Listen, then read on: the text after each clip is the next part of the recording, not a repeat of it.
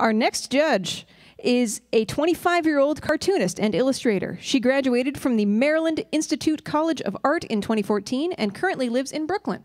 Her comics are semi-autobiographical and follow the adventures of herself, her friends, and her beloved pets. Please welcome Sarah Anderson.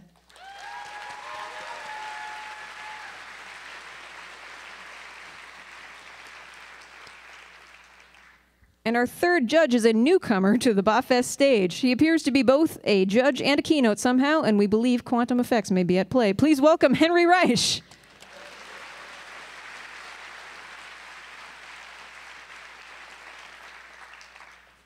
Now, a quick explanation of the rules of how this judgment is going to go.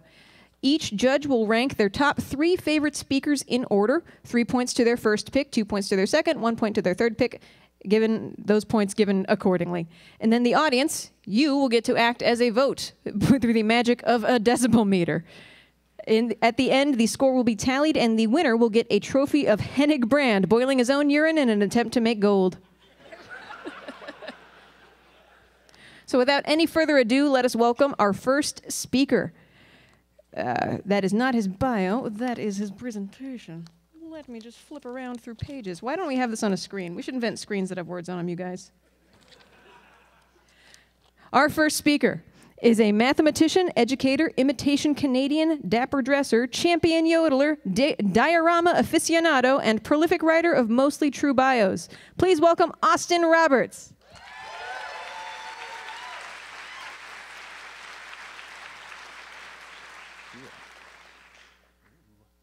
I have to say that was probably the first known application of the ZF axioms of all time. All right. Ooh, technology. Thank you all for coming, and thanks to the BAHFest for having me. Okay. Oh, I figured out the technology. Here we go. Button. Yes, that's me. Okay. Studies have shown that body odor in Homo sapiens is not just displeasing. It is categorically more pungent than comparable animals. And our sweat contains more noxious chemicals than other mammals and birds. The result is the unreasonable unpleasantness of human body odor, which is in direct contradiction to our daily evolutionary need to fit in, attract a mate, and not do so much laundry. This leads us to an obvious question. Why do we smell so bad?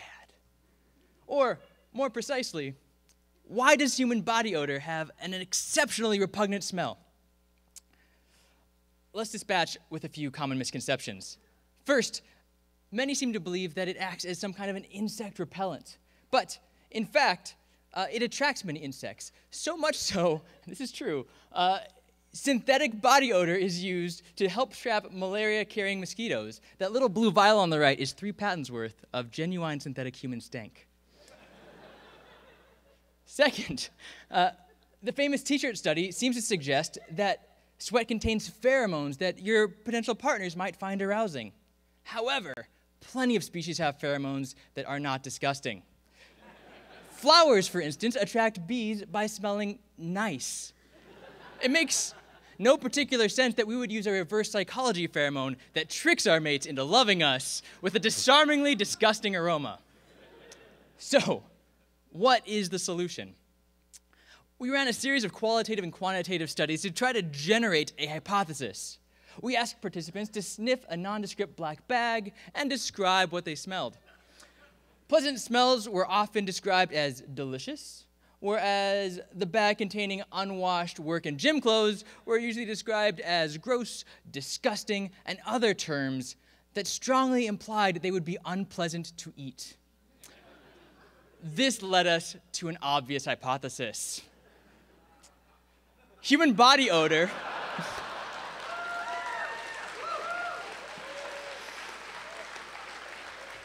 I found it convincing as well. Human body odor evolved as protection against being eaten by other people, also known as cannibalism. To bolster our hypothesis, we combed the anthropological records. And we came to several supporting conclusions. Consistent bathing in society and its removal of body odor is strongly correlated with the stabilization of diet. This suggests that body odor loses its evolutionary benefit when people are well-fed and less likely to partake in cannibalism. Moreover, extreme body odor in Homo sapiens arose at the same time as persistence hunting, the act of chasing one's prey until it is too tired to run away. Such actions are, in such hunting techniques, there is a strong benefit to change one's prey from the gazelle to the weakest hunter that may also be too tired to run away.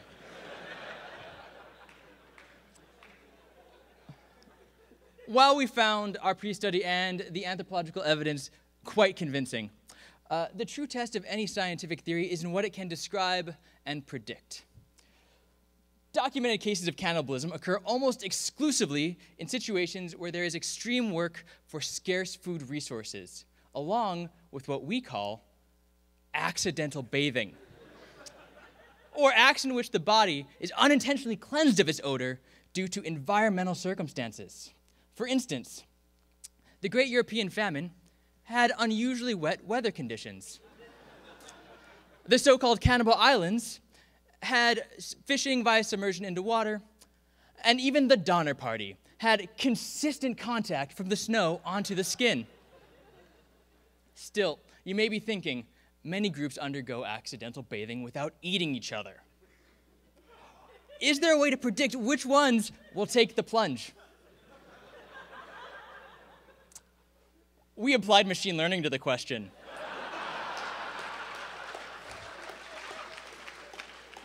Using principal component analysis along with a logistic regression, we ran a deep neural net and found a strong inflection point predicting when a society tends to become cannibalistic. More specifically, 0.1337 meals squared per bath food exertion hour. We call this number the cannibal constant. Groups that fall below the cannibal constant are at extreme risk of intraspecies predation. For instance, the Argentinian soccer team featured in the movie Alive was at a fairly consistent 0.0874 meals squared per bath food exertion hour. And so it's only natural that they would succumb to cannibalistic behavior. Finally, looking forward, we believe there are numerous avenues for future research, as well as industry applications for our work. It is currently unknown if those with less body odor are protected by the herd immunity of communal odor.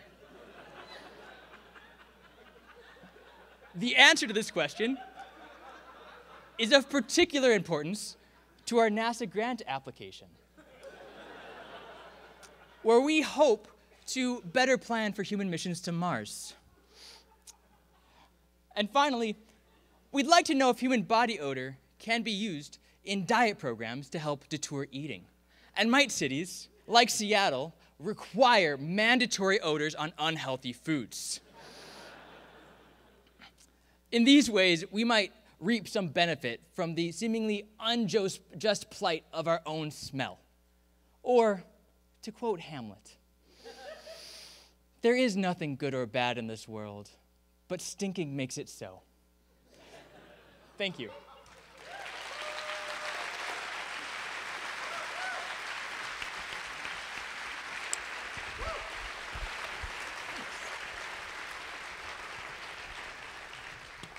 And hello? Anyone? Hello. And the speaker will now take questions from our panel of judges. Do the microphones work? Oh, yes, they do. They do. Yeah.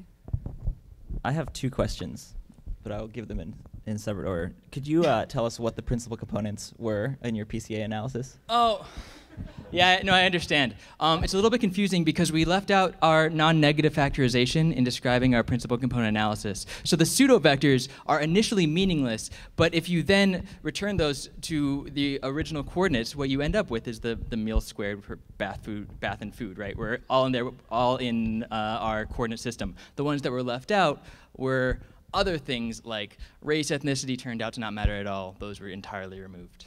Okay, and then regarding the actual numerical value of the constant, could we go back to that slide potentially? I had no idea. the Oh, there we go. that number there. Yeah. I'm curious if it seems like it might be related to video game success, and I'm curious if you could discuss the application of this number to like the smell of people who play video games for long periods of time. Yeah, so one of our grad students actually had originally thought that we should apply this to the smell that arises during qualifying exams as a possible defense mechanism for the lack of food they were eating and the aggressive behaviors. And we think that it might have something to do with a similar behavior in video gaming societies. But other than that, the universe works in magical ways, my friend. I have a question. Is this on? Oh, thank you. So, given your findings as a concerned citizen, I'm just wondering about your thoughts on the existential threat to humanity that deodorant poses. Yeah, so this is an interesting question. It turns out, and this is also true, so psychopaths tend to have a worse sense of smell than normal people, something we found out in our research. And so while eating and not having that hunger, right, seems to prevent cannibalism for most of us, it is true that if we wanted to prevent the more graphic case of the occasional psychopath, we might need to change our deodorant behaviors. Yeah, fun fact. So, as a parent, and other parents in the room can tell you, there is a very distinct onset of stinkiness at a certain age. And so under your hypothesis, I believe we die out in one generation. Oh, yeah, I mean, it should be noted that there's the strong connection between persistence hunting, and I don't believe that babies were involved in hunting down those prey. Yeah. This is my understanding of the nature of persistence hunting.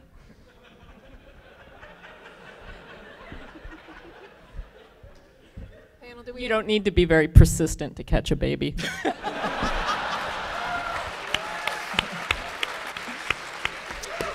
So maybe the more graphic answer is that people have eaten babies, and I didn't know how to talk about it. Panel, do we have any more questions about eating babies or otherwise? Austin Roberts, thank you so much. Thank you so much.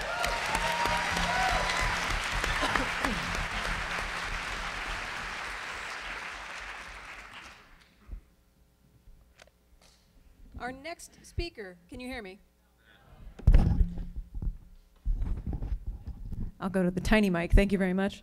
Our next speaker is Director of IT at Kaiman Counseling, a company he helped co-found in 2004. When not at work, he enjoys trivia, eating out, traveling, eating out while traveling, trivia while traveling, trivia while eating out, and karaoke. Originally from Idaho, he graduated from the University of Southern California, but has lived in Seattle most of his adult life due to the weather here being a better match for his personality. Please welcome Tim Crockett.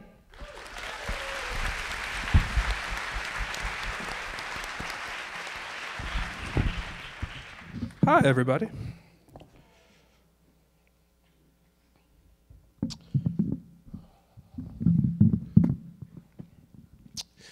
So yeah, my name's Tim. I am an obesity researcher. I'm not a professional scientist like some of you here, but I've been doing obesity research most of my life, often like 2 or 3 times a day. So I'm interested in a very basic question. Why do we get fat? Why do our bodies convert some food into energy and some food into love handles? It's a question that's bedeviled scientists, doctors, talk show hosts, talk show doctors. Recently, I was having dinner with a friend at a local bistro, and I was working my way through a platter of garlic parmesan wings, and I was complaining about why I keep gaining weight. And she's like, "Tim, have you thought about maybe eating a little bit better?" And I said, well, maybe that's what you think might work, but I'm not sure if the science is on your side here. There's actually a lot of complex science about why we get fat, and so I kind of took her through the history a little bit. Since the mid-20th century, our society has been getting fatter and fatter, the so-called obesity epidemic. And so scientists at first just had a very simplistic model. It's just called calories in, calories out. They said if you eat more calories than you burn, then you're going to gain weight. Very simplistic. But in about the 1960s, scientists started figuring out that it wasn't just how much food you ate, but also the type of food was important too. The first villains were fat and cholesterol, and as you can see, the thinking there has kind of evolved over the years. These days, the villains are more likely to be carbohydrates and sugars. In fact, some people don't think this is healthy, which they could be right. So we've got those. There's a lot of research about brain chemistry and hormones like leptin, so-called lipostatic effects, like why when after a certain amount of time you regain the weight you lost on the diet, even if you stay on the diet. There's stress and trauma, and then there's a large genetic variance between individuals. I'm sure you guys all have that one friend that eats and eats and eats and never gets fat. I hate those people. So anyway, I was telling my friend about all this research, and she said, well, Tim, yeah, I get that. I mean, there's a lot of factors and all that, but I mean, you eat really badly, and you do basically no exercise at all. I mean, don't you think there's like a little bit of personal responsibility at play here? And so I thought about that as I was eating my loaded dessert nachos. And I thought about it some more as I was waiting for the Uber to take me the 2 blocks back to my apartment. And I realized, you know what, maybe she's right. Maybe personal choice does play a role here. But I thought, wouldn't it be amazing if it didn't? So I redoubled my efforts to find the ultimate obesity theory. I call it the pot gut, present obesity trend grand unified theory. The ideal theory would fit all the facts, it would explain and predict trends in obesity, and it would completely absolve me of any personal responsibility. Yeah, that's right. Some of you may be satisfied with knowledge for knowledge's sake, but I believe in applied science. So I went at it for months, and then the theory I finally came up with, you guys are going to love it. First of all, look at this amazing correlation between the U.S. carbon dioxide emissions and obesity. Coincidence? I think not. And it's not just in the U.S. The same thing is going on in China. And this next one will blow your minds. Look at the states that are the fattest are also the states that are taking the most fossil fuels out of the ground. There's clearly something going on here. This is a photograph of a carbon dioxide molecule. This is a carbohydrate molecule. Note the similar coloration.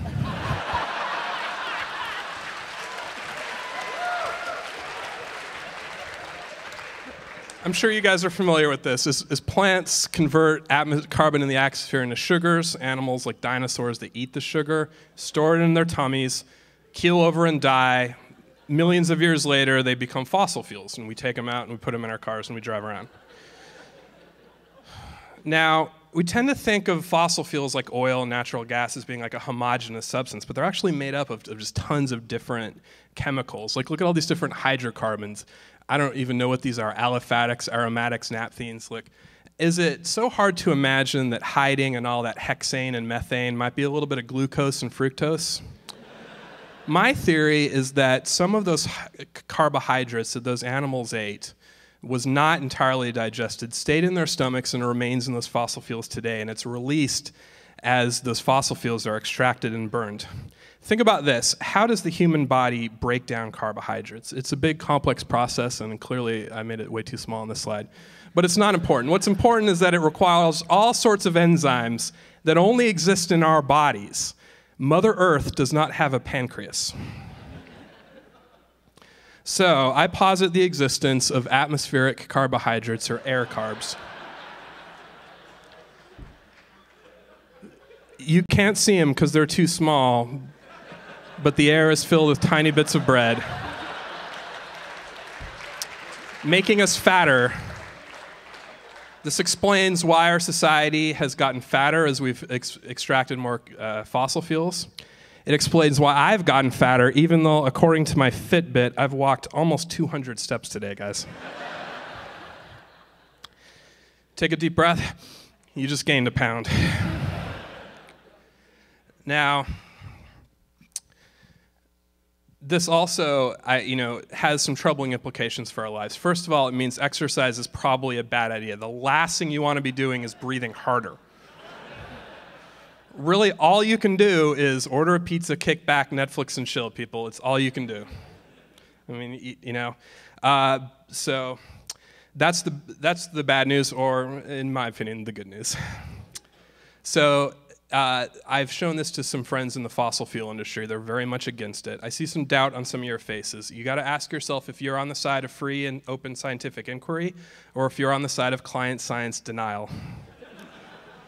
So thank you, and I will be selling these scientifically proven carbohydrate filtration masks out in the lobby after the show. Thanks.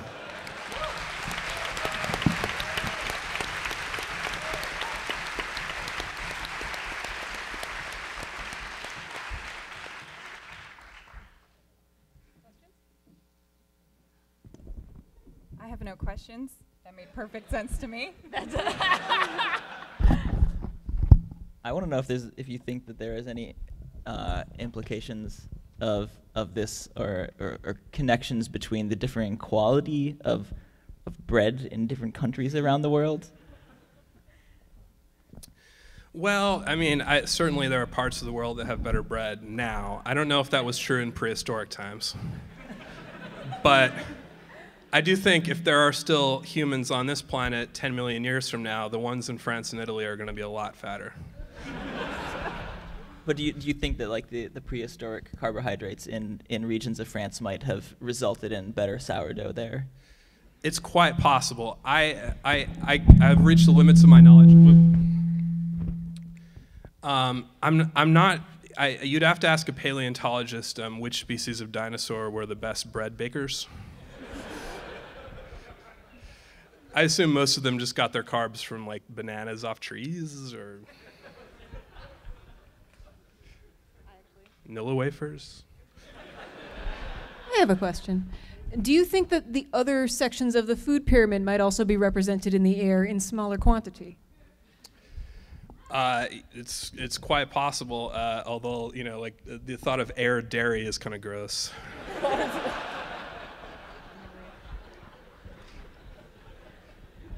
I have no further questions. Any other questions? Tim Crockett, thank you so much.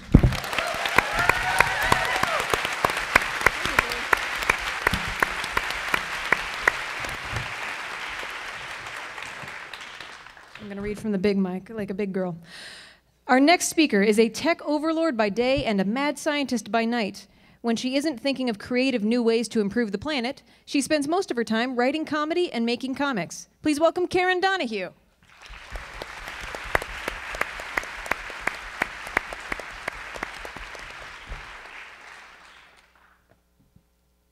Hello. Sorry, I need this.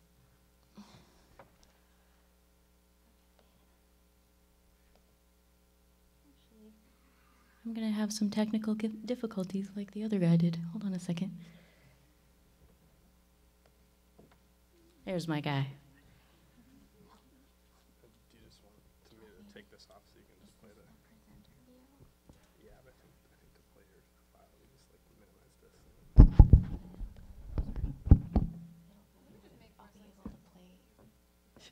I think if you can just like...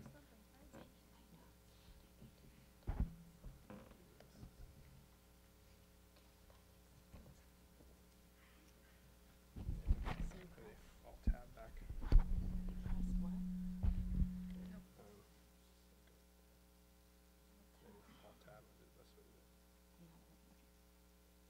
Okay, we may have some trouble, but let's see how it goes.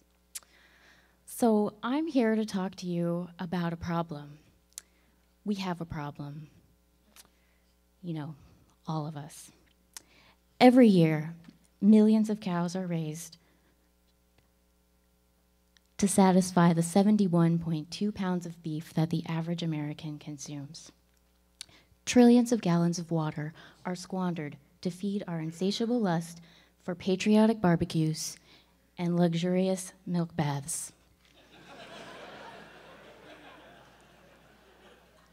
Every summer, thousands of people descend upon the Nevada desert, burning millions of gallons of fossil fuel to transport their RVs, glow sticks, and chainmail bikinis, all for the sake of a ritual involving the erection and immolation of a large wooden man.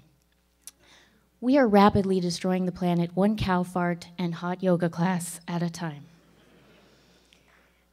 Climate change is real, and we must acknowledge that it is humanity's selfish and frivolous desires that have caused it to accelerate at such a frightening pace.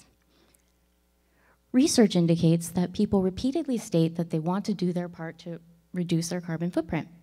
But despite these good intentions, the average American is still adding up to 30 tons of CO2 into the atmosphere every year. Given the severity of this issue, I posit that we are beyond conventional positive reinforcement methods. The human is a lazy, self-absorbed animal.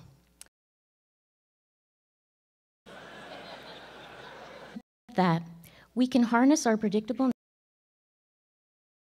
it through the power of social engineering. Smug is a fashionable wearable device that targets our most basic lizard brain for high social status, glory, and peace.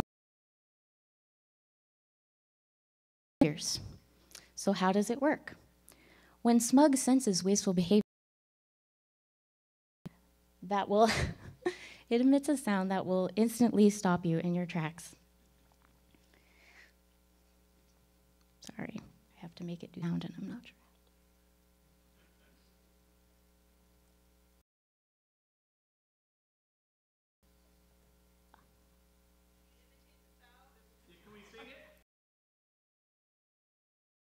That will stop you in your tracks.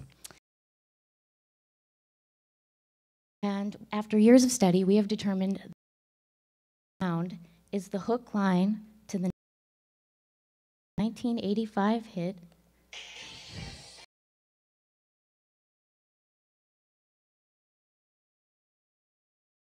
"We Built This City."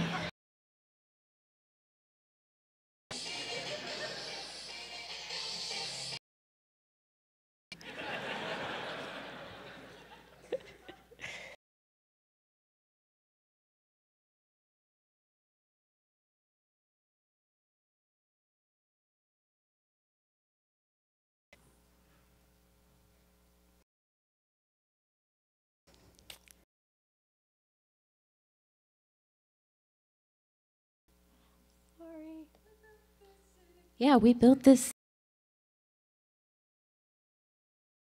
role.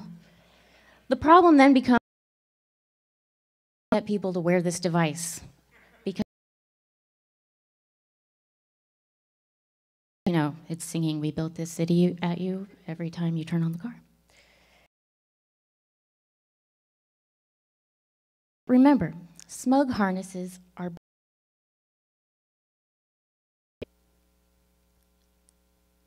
vanity, Kardashian. It's this individual. It's going to have chrome and beveled edges, but more importantly, a scale of models ranging from borderline non-functional to diamond encrusted gold. The result? Someone will always have a worse model than you, making you feel so good that you are never going to take yours off. And someone will have a better model than you, encouraging you to have the latest and greatest.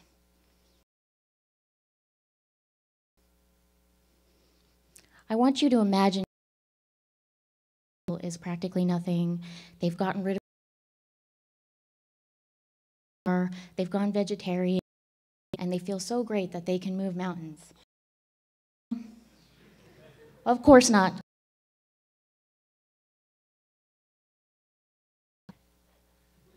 Smug provides quantitative data so you can publicly shame your friends in real time, like the Obamas and Sting.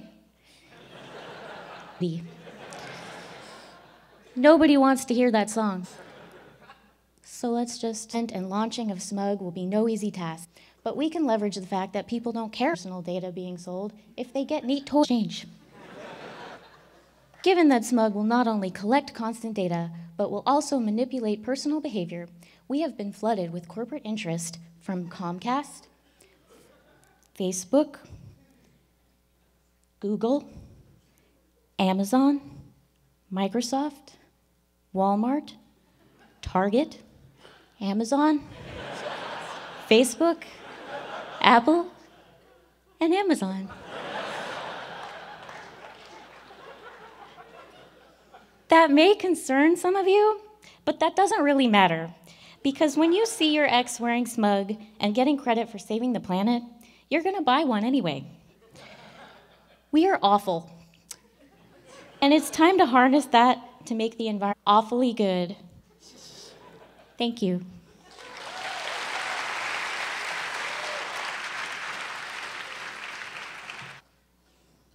So, it's somebody adopted a very large fraction of the GDP for gone through the full economic impact. Making the environment better, and they're cool. They're gonna wave that. Thank you. I don't know. Okay, it finally works. So I have a question about the sound. So the sound comes from the 1980s, and I was wondering if you thought that there was any correlation between the deterrent nature of the sound and the time period from which it came. I haven't actually thought about that, but I think you're really onto something. I'm willing to drop in some money to study that. I'll find out. I'm curious if you have developed acronyms for non-English languages. We have, but some of them were a little inappropriate, so we're working on that.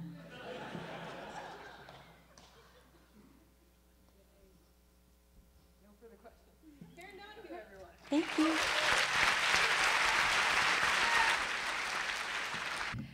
That is stuck in my head now. I'm so mad. Arne used to be a physicist, then he went to the dark engineering. In his wireless power startup, Laser Nugent.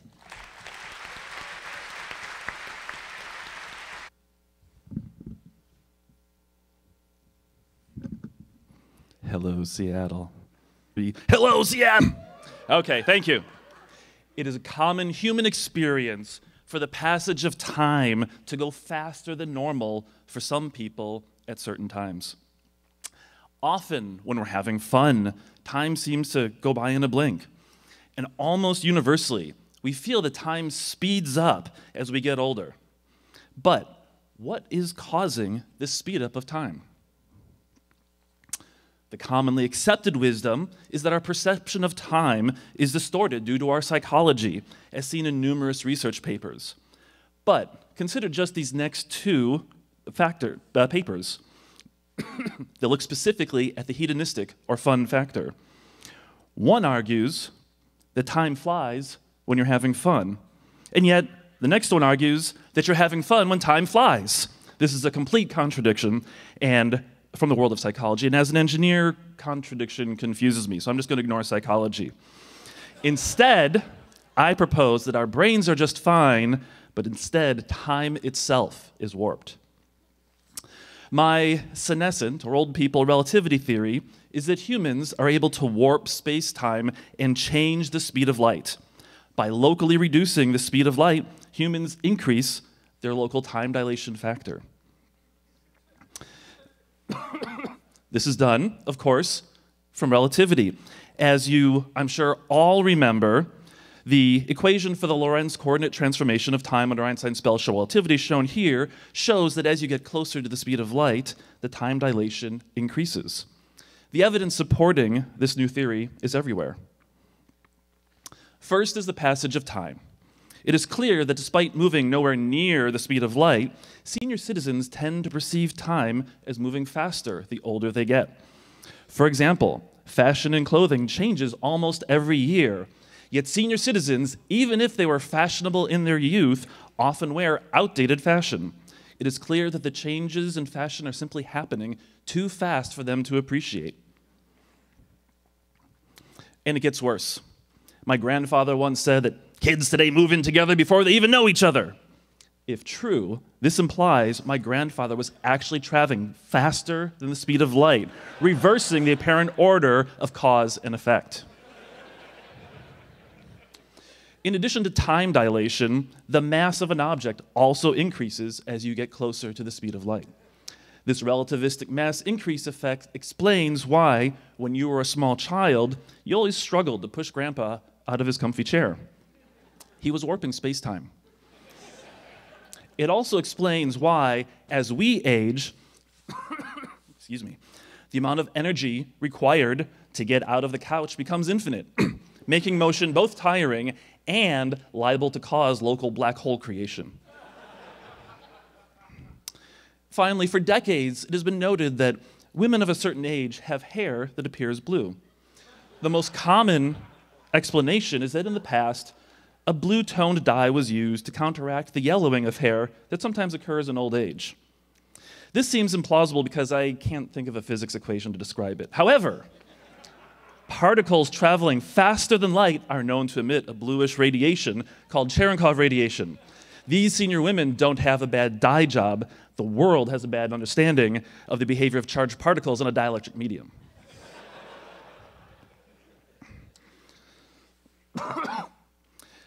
This abundance of proof now leads us to the question, who cares?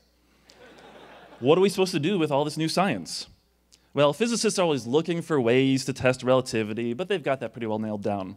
But it occurs to me that controlling time could have immediate payoffs. And no, I mean actually a really big payoff. We can create a warped space-time bubble. As any Star Trek fan will tell you, this bubble will allow you to travel faster than light, opening up the stars to humanity. Our faster-than-light spaceship will need to be ringed with senior citizens in order to create this space-time bubble. We'll accomplish this by lining the perimeter of the ship with bingo halls, Denny's restaurants, and line dancing studios. The path to the stars is now open. In conclusion, as children, we're taught to value our elders, and now we finally see the wisdom in those teachings. The value of our elders is that they are cheaper than fusion. Thank you.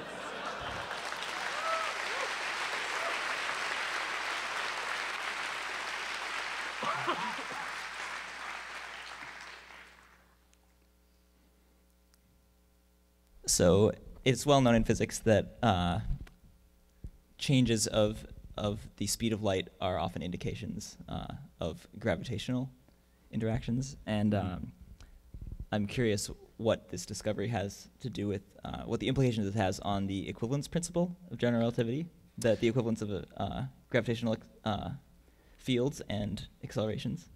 Well, I think the grandfather effect in the comfy chair is a very, you could not get out of the chair, but also Grandpa is warping space-time, making himself heavier, and therefore also he can't get out of the chair.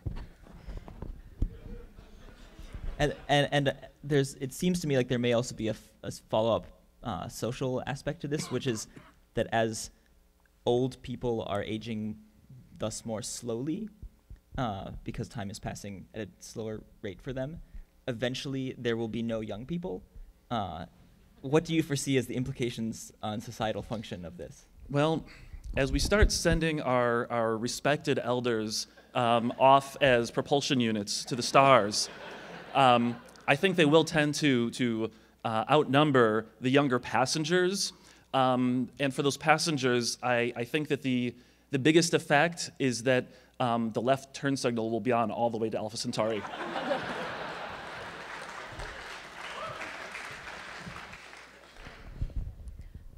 So just this week, it was announced that they discovered a gravitational wave source where they also detected light from it. And both the signal from the light and the gravitational radiation came at almost simultaneous.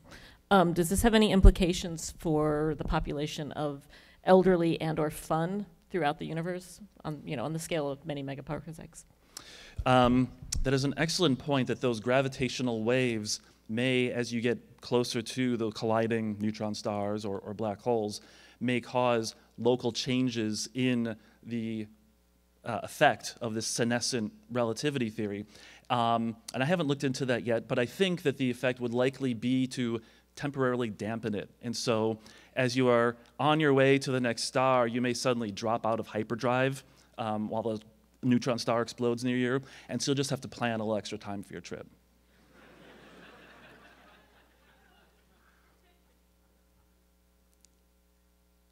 Could you warp space in the opposite direction by lining a ship with teenagers? That is an excellent question, and I think it's a foundation for a grant proposal to try and start sending some teenagers off to another star. Thank you.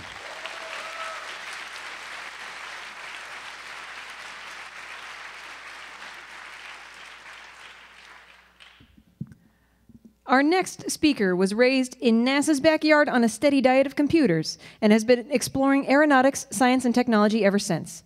He has a passion for gleefully falsifying reality and looks forward to one day following that to its ultimate conclusion by having his mind uploaded to a computer.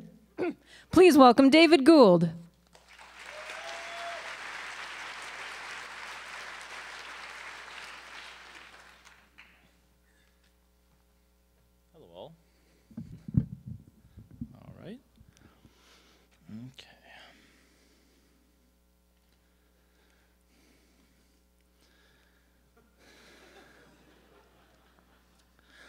We live in a world that demands too much of our time.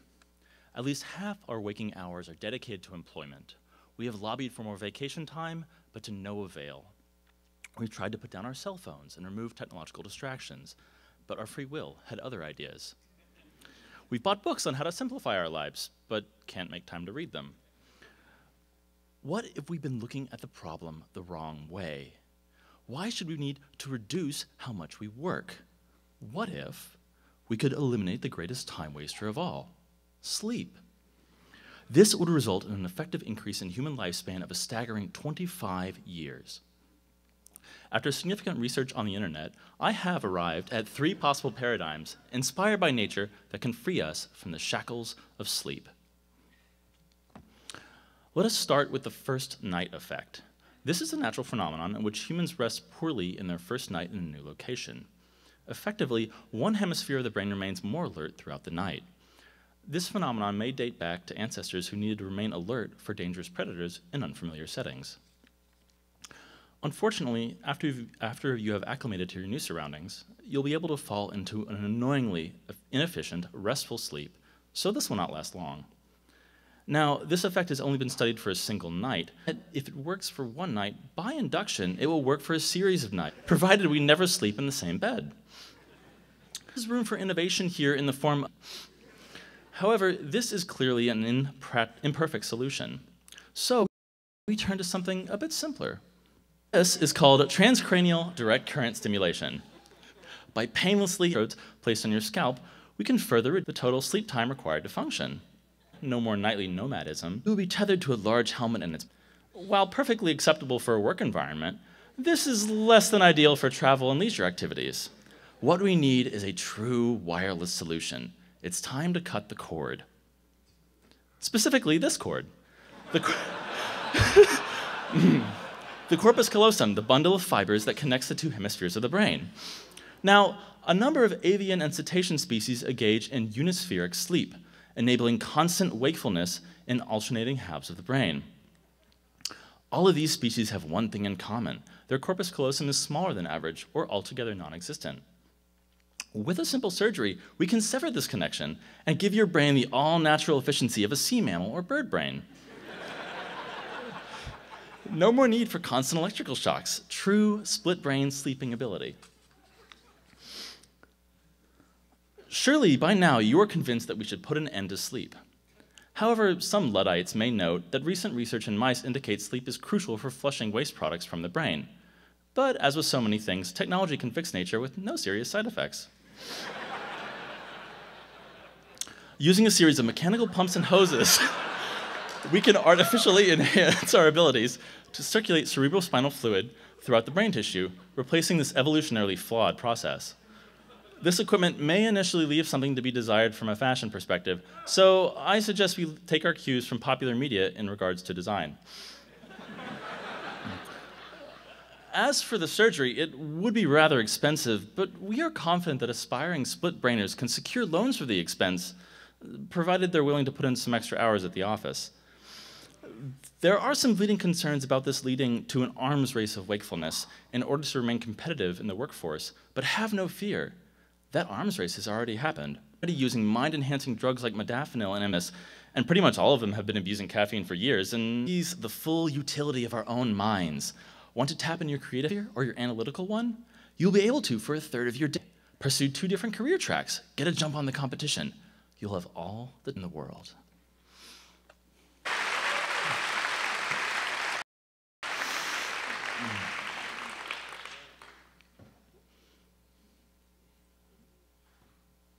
I would like to ask about the...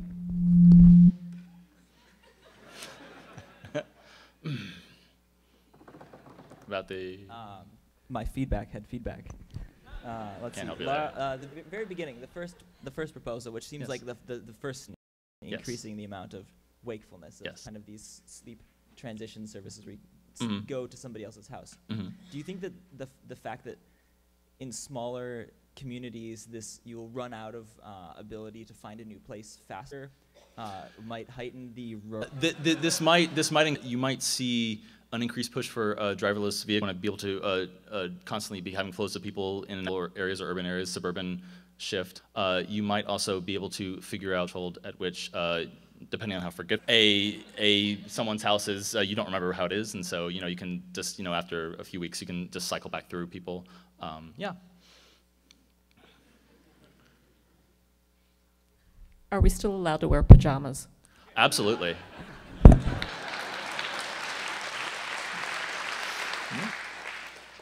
Curious if you've done any work on, seems to me to be the real limiting factor here, which is that there is a limited number of hours in a day. We're working on that. The time dilation elements as you age might be able to play into that some. Stay awake for longer, hopefully. Or extra Wonderful. solar planets I hope that works. have orbital periods that are longer than 24 hours, that kind of thing. So.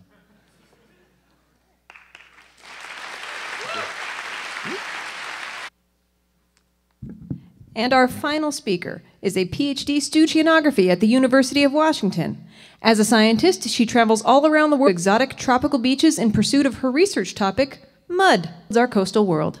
In her free time, she enjoys long walks through the woods, sipping on a good stout, bear. Please welcome Robin Flynn.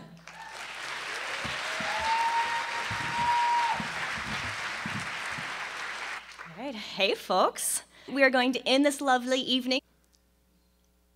Bears.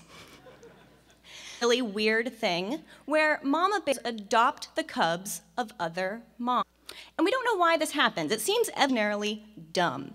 Any right-thinking bear should be killing that interloper, no matter how adorable, and consuming those precious nutrients to promote their own genetic family unit.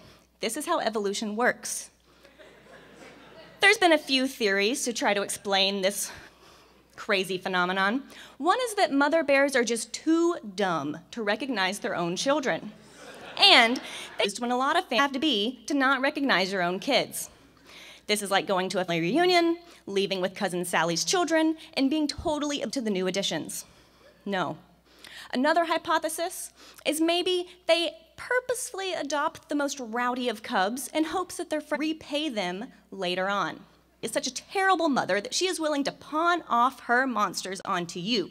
Then for cub adoption in bears is red female cubs in order to keep the men. Male bears are awful. They stink, and they rub their stink all over the forest. Imagine you're a female bear, and you live in a world where male bears have all of the available resources. Imagine you're a female beacon, but all the male bears hoard the resources, walk around like they own the place, and don't share anything. Basically, life for the rest of your life. So, how do female bears deal with this problem? With their wiles and lady parts, of course. let's consider the life cycle of a female bear. She starts off as a cub. She's alone, happy in this world. She grows into a beautiful woman. The men start knocking for the same reason that her parents warned her about. We all know what happens after that. A cub comes along, and the male bear hits the road. He wants nothing to do with this family unit. And the mother enjoys blissful solitude. For a few years, the cub grows older, they leave, and the mother gets stuck in this endless loop of dealing with men once every 2 years. But women, female bears, are extremely intelligent. They know that as long as a cub is around, the males will not come a-knockin'. So if they can just continue to adopt cubs, or should I say, steal cubs, the men will leave the picture, and they can live out their entire lives, never encountering the smelly, hoardish men. So, the next time you come across a family of bears, and that mother bear is looking at her children with such love in her eyes, remember that to her, they are just fuzzy little man repellents. Thank you.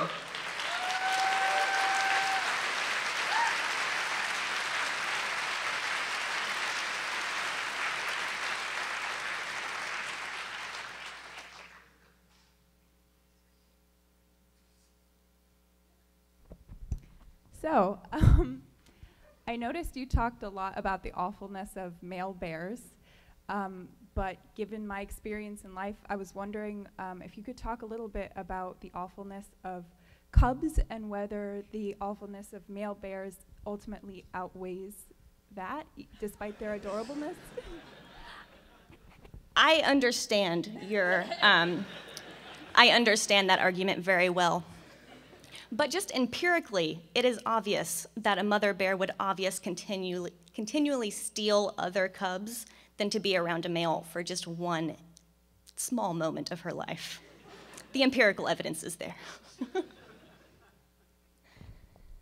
I would like to say that I have experienced some direct data points of this in my yard last week, where there was a mother with 3 cubs, which seemed like far too many for any normal mother to have, and there were no males around.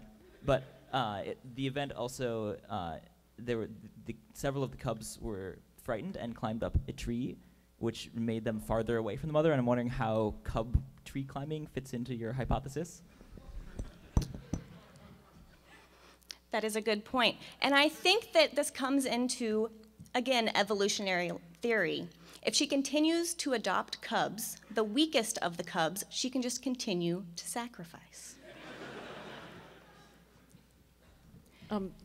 How do multiple cubs fit into this? Like, I mean, one cub is not enough. So I didn't go into this because I thought it was a little dark for tonight. But co-species cannibalism can have to, again, sacrifice unit. If I may ask, so mother bears stealing is to break the cycle of being pursued by male bears. Does that not create a new cycle of mother bears stealing cubs from other mother bears? Exactly, and this is why nobody likes Cousin Sally.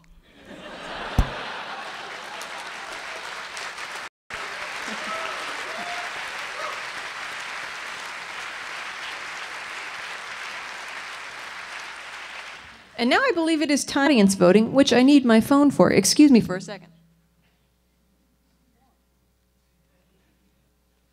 So to review, here's how it is going to go. Each of the judges will pick their top 3 favorite speakers, and they will assign. I just downloaded, so fingers everyone.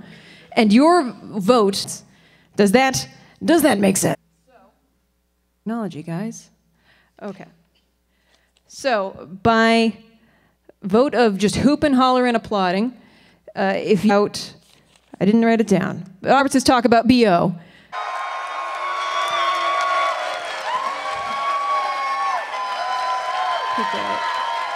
Oh, excellent, excellent. Now, Crockett, his talk about the evolution of, food and air carbs. Give it up for air carbs. Ooh. Excellent, excellent. What is our next topic? Oh, I'm sorry. Now for the smug device.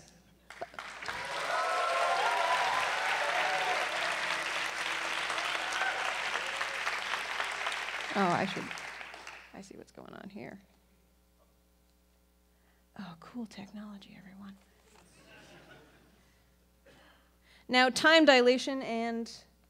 That's time dilation and old people, I believe. Yes.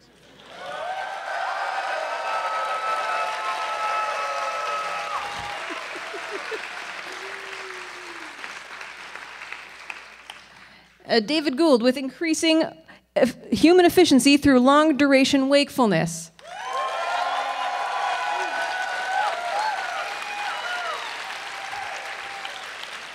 Excellent, excellent. And finally, a realistic explanation for cub adoption in bears.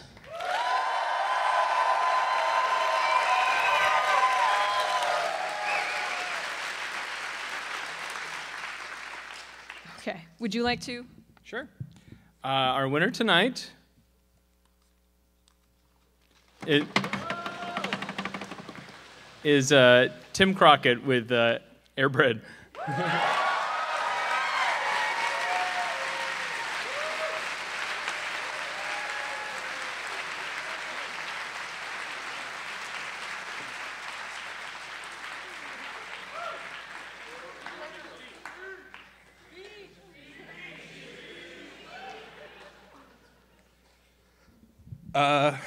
Guys, thank you very much. This is my first time at this event, and this is so gratifying.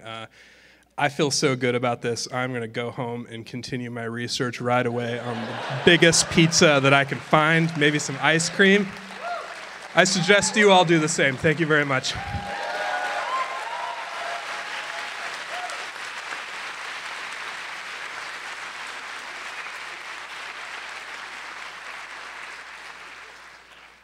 And that is our show. I would like to read off a few quick thank yous to some folks who allowed this event to happen. Thank you to Christy Trimble, Colleen Boyle, Edward Wolcher, Van Allen, Seth Fishman, Amanda Rossi, Michael Johnson, Kyle Horseman, Kelly Wienersmith, and Martin and Phyllis Wiener. And also a thank you to our judges.